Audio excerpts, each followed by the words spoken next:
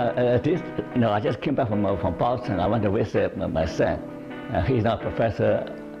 He's now a professor at Harvard. But when she was young, or 3 or 4 years old, her favorite game is dress up like Superman. So play Superman with me. So he had a cape, had a uniform. Now, he still loved to play. But now he's older now, he knows how tough life is. You know, I mean, he always top in the class. But now in Harvard, as a professor in Harvard, he's now competing with people, those smart people there. He doesn't realize that life is not easy, life is hard. You compete at that level. You don't always win. You realize that he's no longer a Superman anymore, right? But sooner or later, we have a dosage of reality.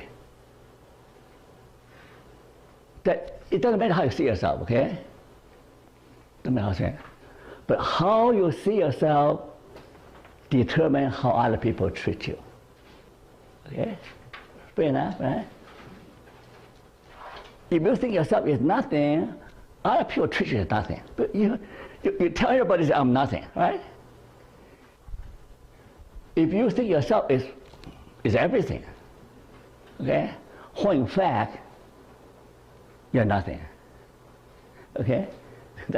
You think of it, you're all it. I'm beautiful, I'm smart, I'm everything, okay? In reality, but other people can see through you, you are just an empty suit. You are just nothing but your makeups. Strip away all your makeups, strip away your nice clothing, you don't have much to offer.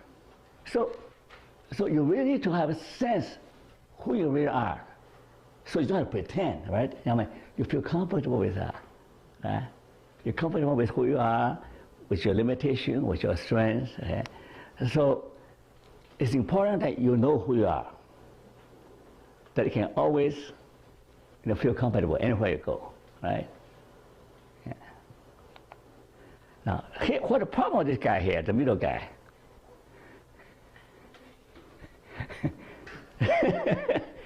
this guy, he's a pastor from Singapore somewhere. He said, well, we pastors sometimes have an inferiority complex, okay? Sometimes you have important people, or rich people, successful people in a congregation. Say, you drink tea with me? He feels himself so low, okay? So tiny. He perceives himself as so low. Well, that's not helpful, right? You're a pastor, you may not have the degrees, the money that some congregations have, but you don't have to think that you're so low, right? So I used to be a pastor, okay? But because when I was in California, I was helping out with the church. The congregation is full of Ph.D.s and doctors. They're also very arrogant, It can be very intimidating, right? So you don't have to perceive yourself as so tiny. Low self-esteem is like driving through life with handbrake on. So you have a self-esteem problem, you are going through life with a handicap. Why I'm saying that? You're handicapping yourself. You say, oh, I'm not good enough. The opportunity presented themselves, so, oh, maybe I'm not good enough. I don't have the confidence. The opportunity pass. But how many times you can miss the opportunities simply because you do not have the confidence you need? How do you know you cannot do it? Say,